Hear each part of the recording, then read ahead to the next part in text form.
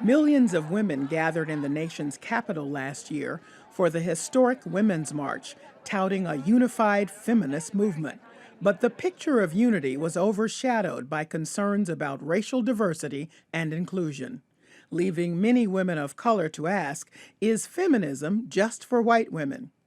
Feminism, what does it mean in the current political and social climate, and who truly has a seat at the table?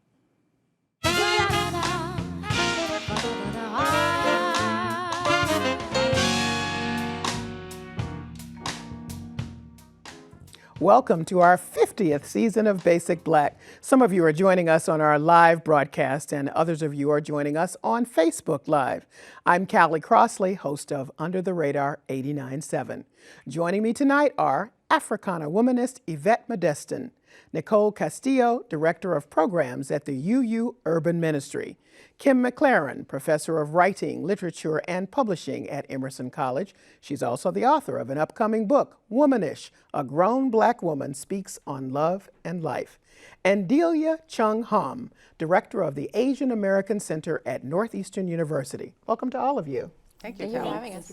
Well, we have to start this way because last year, Merriam-Webster named its word of the year, and it was feminism. The 2017 word of the year was feminism. Here's how they define it: the theory of the political, economic, and social equality of the sexes, and organized activity on behalf of women's rights and interests. Now, they picked the word based on how many lookups they get during the year. So this was a particularly important lookup. A lot of people turned to try to figure out what is the definition of it, and most of it happened around the January Women's March. And I bring that up because the Women's March, though it was great and so many women went there, as you all know, behind the scenes, there was a bit of wrangling about who would lead and who would organize, because it was a question about inclusivity and diversity. So before we get to the specifics of that, I thought I would ask each of you how you defined feminism, and is it relevant to you as a person of color? So I'll start with you, Delia. Sure. I mean, I would define feminism and being a feminist as, advocating for women from an intersectional perspective. And I think, when I think of the word feminist, like I do, identify as a feminist, but I think, it is with being intentional about thinking about, race and thinking about sexual orientation and class and religion and all of these pieces. And, my kind of feminism is the kind that is addressing all of those things. Kim? Yes, I definitely identify as a feminist, although I also identify more as a womanist. I actually prefer that term, which I think is for women of color, for black women, especially women of my generation, is a broader, more inclusive term that is less oppositional in some way. Feminism is not necessarily oppositional, but it's not about as opposed to. It's more inclusive and more, it's richer in the way I define it. But in terms of feminism, of course, I identify, and it's about simply advocating for intersectional equality for women, so absolutely. Yeah, so I would also identify as a feminist, and I think for me, feminism is also about what you do. And thinking about the Women's March, I think a lot of the frustration was that folks, maybe they turned out for that day, but what are they going to be able to do to carry it forward? Mm. And you, I use it more from a bigger picture place. It's sort of the beginning. But for a black woman and a woman of African descent, there's a continuum that doesn't allow us to just stay with that term. And that's where I use Africana womanism. And I'm very specific about Africana womanism because Africana is about centering race in the conversation. And I think that's where it becomes different when we use that term and that definition, and when we look at the march, is where was the voice of the woman that race defines her experience first and foremost. Well, as you know, what happened was it originally was led by mostly white women, and then there was a discussion about it, and then that changed. Yep. So the organizers looked more like the rainbow of women in this country. So there were women of all races who were in leadership, but some people felt as though that was a little bit too late in that to be significant in that moment.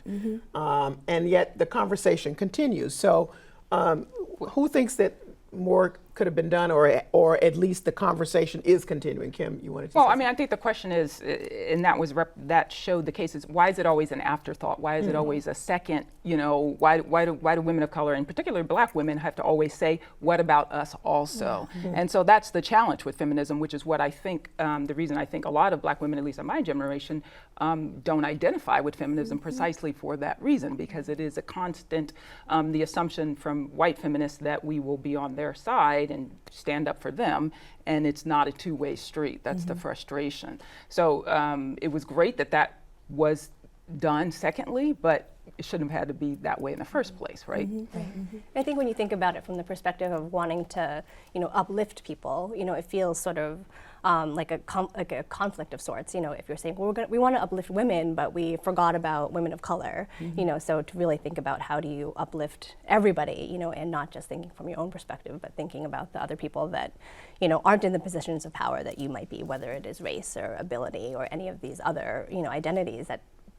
I think it makes so much of a difference when it's clear that someone is thinking about that, and really has it at the forefront. And I like the word you use, centering. I think that's really critical, for any kind of movement. But I don't think you can center if you don't understand that has a particular impact on your life that may be not more than being a woman, but it's certainly, you can't separate that from your womanness, right? Well, and I would say too, the other intersectional issues, so for example, immigrant rights or LGBTQ rights, I think there's the concern that we don't see large masses of people gathering for those rallies, right? So then that's, I think, why a lot of women of color feel like things like the Women's March were not necessarily tokenism, but they were just, they didn't go far enough because the solidarity was then missing for the other issues that are really important to our communities. And I have to jump in because it's reactionary. Because where were the women after Sandra Bland? Right. Because if you really wanted to be about equalizing and speaking up according to what was happening to all women, it should have been a march after Sandra Bland, because that was a woman, but yes, she was a black woman, and black women are getting killed daily, just as much as black men. And also, what makes it different for when we look at the march and feminism, black women, women of African descent, we can't move alone.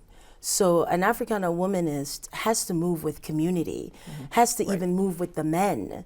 So we are an extension of Stephon Clark this week, and Trayvon Martin and Michael Brown. We can't take that out, even though we want as women to be able to enter, but we can't enter as black women and women of African descent alone. We have to think of our brothers and sisters, our children, our aunts and our uncles, because our community gets impacted in many layers by it. So Me Too, Time's Up, these, it's in the forefront now. Are these movements more inclusive? Because Tarana Burke, as a black woman that actually started Me Too, that wasn't clear at the beginning for people who don't know. Right. Alyssa Milano, an actress, the term, the hashtag was sent to her, and so she used it as a response to the Harvey Weinstein exploitations. And then it was a little bit while later where somebody said, wait a minute, this existed, this was a movement started by this woman, and she started it for women she was representing who didn't feel their voice was heard, who didn't have certainly not any of the power or the stature of a lot of the women who were involved with the Harvey Weinstein. That is not to say it was okay. I want to be clear about that. Right. But I'm just wanting to know if you feel like that's more of a movement after this came out and people realize that, of an embracing. Well, I mean, I don't want to, I mean, it's no. I mean, the short answer is no, it's not. I mean, and it's unfortunate, right? Because it's still the weight of the attention, the weight of the resources, the weight of the focus still attunes to white women, and specifically very privileged white women. Okay, now Time's Up has a multi-million-dollar fund that they set up specifically so that women who would not have their stature and power would be able to sue. Have the access to the legal resources, some very fine legal resources to be able to sue and possibly class action suits on behalf of other women like themselves. So does that not indicate something? I suppose it indicates something, but I think where are the masses of the women still mounting support for hotel workers and restaurant workers and teachers, for that matter? I mean, you know, where is the bulk of the resources? I mean, certainly specific remedies like that are terrific, and I know some of these actors who got caught have given money to those things, right? That's all well and good, but in terms of broad support, I'm not sure. I mean, yeah, I mean, I think when you look at sort of who is coming to the forefront, and you know, just the imagery of it doesn't feel like it's representing and inclusive of you know, a broad community of women. And for me, you have to even go back. If we're going to talk about Me Too, yes, Tamar, she should get that recognition for the hashtag and bringing that. But if we're going to talk about repairing this country's relationship with women of color, Black women, African American women, women of African descent, then we have to go back 400 years of slavery where women were getting lynched and raped, and we have not recognized that as a part of this Me Too movement. So I think we need to see it as a historical thing and not just something current or a few years back when this hashtag came out. But women of African descent were dragged into enslavement and were raped and lynched, and their bodies were abused on a regular basis. Right. So that should be a part of the Me Too conversation, which I think then may change who decides to sit at the table to listen to the conversation. It's generationally, what do you think? That is the concept of feminism as we have known it to be, not the way that it has been expressed around this table, more accepted by younger women, do you think? Younger women of color specifically, I mean. Well, I think so. I can only speak for my community, and I would say for young millennial Latinos, we identify as Latinx, and that is inclusive of all genders and also specifically inclusive of sexual orientation across the spectrum. And I actually feel like that's probably a stronger movement, and that people will probably take in some of intersectional feminism into that definition of what it means to be part of that movement. But I think that we're seeing more actually like efforts between genders. And so to be a feminist is to automatically be in favor of transgender rights, LGBTQ rights, and less about women only. I just want to make sure that everybody is following us around the intersectionality. We've said it now several times. That was coined in 1989 by legal scholar Kimberly Crenshaw. And what she meant to say is it's not, you're mean to me and so you should be nicer to me. This is really about looking at the structures of racism across the board and figuring out how we integrate all parts of ourselves as women of color wherever we are, in whatever community we represent, that all comes to the table with my womanness, so that people understand why that has been brought up by each of you in this discussion. Right, Yeah. and in fact, I mean, she coined the phrase, but of course, particularly women of color, and again, specifically African American women have been speaking about it since way back, since Maria Stewart got up and spoke in Boston in 1832 and gave a speech about Black women. And it's about how you cannot, and what Audre Lorde said, who's one of my spiritual ancestors, that our differences shouldn't be a cause of division, but we can't pretend them away, right? So oppression affects women of color, and particularly African American women, in a very different way than it affects white women and other women, right? So that these oppressions intersect, and we have to acknowledge that differences in order to move together as a community of women. Too often what traditional feminism, white feminism, wants to do is to ignore those other differences, these intersection differences. And similarly with immigrant rights, I mean, that's the other point I wanted to make, was that if white feminism should be on board with the anti-immigrant fervor we're seeing, because women and children are being dragged away from each other and separated. This is a women's issue, right? So this should be a feminist issue if feminism is truly speaking for all women. So what is it that you think that if white women don't understand right now in this moment? Let's imagine someone's watching this conversation and saying, I know I was there. I'm not trying to keep anybody out. I hear you. I understand the struggle. I want to stand with you. And we all have to be a part of a community to move forward, all of our energies and strength. But what would you say? I I would say it's that there's not enough of an understanding of the systems that perpetuate the inequities that cause the oppression that we're still living through. So one could, maybe have conceptually the right idea and be in favor of the rights of women of color, but if you're not really willing to dismantle the systems that you're benefiting from, then you can't really expect to see the type of change we need. But Nicole, we're just women together, some might say. But can't we just relate on that level? Right. Why isn't there a strong connection there? Because as women, we're getting a lot of flack as well. I think it's because, to say that sort of the elephant in the room, I guess, which is that people have to give something up.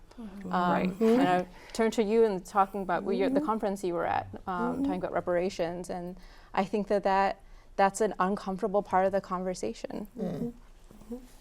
Celia? Yeah, I think some of it is, also willing to take a step back, right, and to just be quiet and to listen and to make space, for women of color to take the lead or to tell their stories and not, reach out and assume, I can relate to you. But if I've never taken the time to, really listen and give other people, the space to speak and to lead, then, we don't know, right?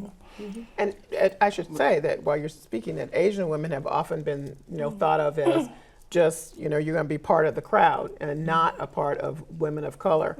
A very interesting coined a civil rights movement is not your Asian sidekick. Hashtag not your Asian. So don't be assuming that I'm just here to be the, all of us have been in that sidekick role. And what does that mean? That, we have to really get beyond that if we're going to be talking about some real issues. Right, and I think, for a lot of the times, you do see, articles that say, women of color, and it says, Black and Latino, and it doesn't include Asian American women, and I think that's, a challenge. But I think on the same side, the Asian American community and Asian American women also need to show up, to your point, about around other issues, whether it's, immigrants or, other Muslim communities and all of these different pieces. Like, we also need to be stepping up and sometimes, taking the time to listen as well. So I think it goes in lots of different directions, but I think there is often, a place where Asian American women don't know, where we fit in. So let me put this on the table. The Parkland, Florida kids, the first wave of kids that came out, mostly white, you saw, but they sort of got this message early on. And so what was represented at their big march, the March for Our Lives, were many voices from many communities, and they're representing and have said, we understand that we're getting a lot of space because there is a white privilege that comes with most of us. And yet, this is the situation, the gun violence situation is one that impacts many communities in different ways, but it still happens. It's disproportionate. Right, and that we're going to talk about it though, and we're going to make it clear that we're all here trying to work toward the same thing. Right. Is that something that the women's movement can take a lesson from? I hope so. I thought that was extraordinary. They absolutely did the right thing. They said that gun violence, in fact, disproportionately affects communities of colors, and as horrific as mass shootings are, that's not the worst aspect of gun violence. It is everyday gun violence, homicide, and in fact suicide. And so to use their privilege, and that is what white feminism has to do, is to acknowledge their privilege, to acknowledge they have to give something up, and then to use that privilege. And that's a statement that you don't often hear coming from white feminists. The acknowledgement of the privilege, and the ways in which they have benefited from racial oppression, even as they have suffered as women. You have to own it. But I think there's another layer that we haven't touched, is the conversation even within women of color. Yes. And, I'm a Black immigrant Latina. And in the Latino space, I have the same experiences that I have in a white space, because Latinos do not self-identify their Blackness and acknowledge their African roots. So although I'm born and raised in Latin America and I go into a Latina space, I am dealing with a same white privilege mindset even within the Latino context. Right. So I think we as women of color also need to have a conversation around how colorism plays itself out amongst us. Right. So we're not only dealing with the white, Black, or white color ism piece with white women, we're dealing with it amongst ourselves. Asian women, when we've come together, my experience has been Asian women become the white women even within the women of color Right. perspective, and Because- so do Latinas. So that's a conversation that we're not having of, Right. of who gets to then, so even within that conversation, women of African descent are still left back. Right. Or women, Black women visually get left behind, because it's easier even to deal with someone like you as a Latinx who's lighter than me, and I'm a Latina also, but I don't get to say I'm a Latina. My experience, and that's where the Africana womanism for me has come in, is that my Blackness defines my experience, even though I walk into a predominantly Latino space Right. where I'm invited as a Latina, but then I'm being asked, why are you here? That's absolutely true. I'm so glad you brought that up, because I was actually going to say that earlier, because we again, this is what getting back to Audre Lorde's point, that we have to acknowledge these things, and that we all operate in a white supremacist system that was built on anti-Blackness specifically Yes. and precisely. And so women of color, Asian women and Latino women, Latinx women, can be brought into by proximity to whiteness is, we understand the benefits from proximity to whiteness, and so these our sisters have to acknowledge that. Yes. and how the opposition to whiteness is the foundation of white supremacy in this country. And I think we are starting to have those conversations. They're very painful conversations, they're very challenging, but they are important, because otherwise Black women in particular won't ever really, I think the reluctance that we feel to join these movements is based in that. Yes. So does feminism change now? We're in the fourth wave of feminism, by some people's calculation, by scholarly acknowledgement. Is it going to change now because we're beginning to have these kind of I think we had these kind of conversations in the third wave, maybe one over here, but more vocally, more out there. Does it change? I hope so. Gosh, I hope that it has to include an equity lens. I think the other piece, just talking about the Latino community, there's also a difference in terms of class. And I often observe that those with higher class status or with more access to financial resources are often the ones that are picked to lead, and we're not really reaching into our entire community. And so there's a whole conversation that needs to happen around equity, and I'm hoping that feminists take that on.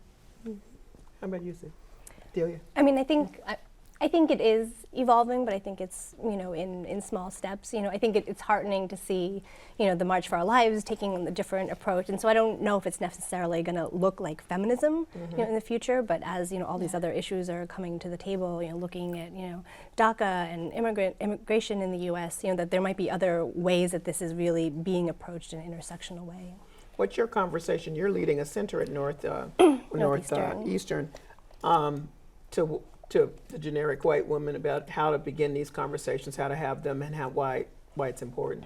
I mean, I think, a lot of from within the Asian American community, I think there is still, a sense that, we're not part of the conversation, around, feminism. And I think so there's still a lot of those conversations happening for young people. And so I think some of the change is really slow to happen. But I think, for me, it really is, about taking the time to listen and learn, about other people's experiences, and taking the time to acknowledge, where we do walk into a room with privilege, and where we don't, and really being open and honest about this. And they're really hard conversations to have, but I think it's really, really important to tackle those things. And generationally, are you seeing a change, or are we just sort of carrying over the same stuff? I think it's slow. I think Slow. it's Okay. All right. Well, no, that's fair. coming. Yeah. Yeah. No. Okay.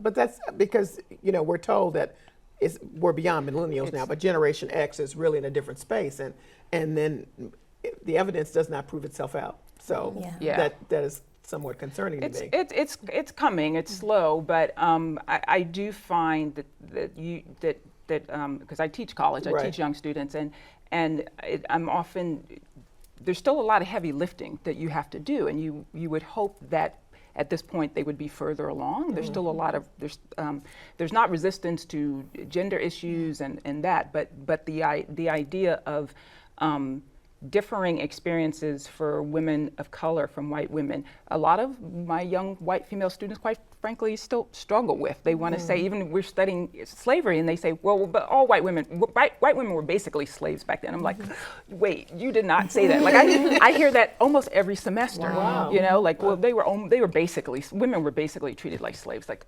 that is so wrong. I mean, you know, so there's still a lot of heavy lifting, but they are willing to learn and hear, and so I'm hopeful. For me, I'm hopeful, Okay. but I do see it moving extremely slow, because for it to really change means acknowledging that a lot of everything is connected to Black women. Okay. And when that is recognized, then I see some hope. We're going to have to end it there. We're on hope. That's a good place to end it. That's the end of our broadcast. Thanks to all of you for joining me tonight. Now, I want you all to stay with us right now as we continue our conversation on Facebook Live. What about men and feminism? Need to talk about that.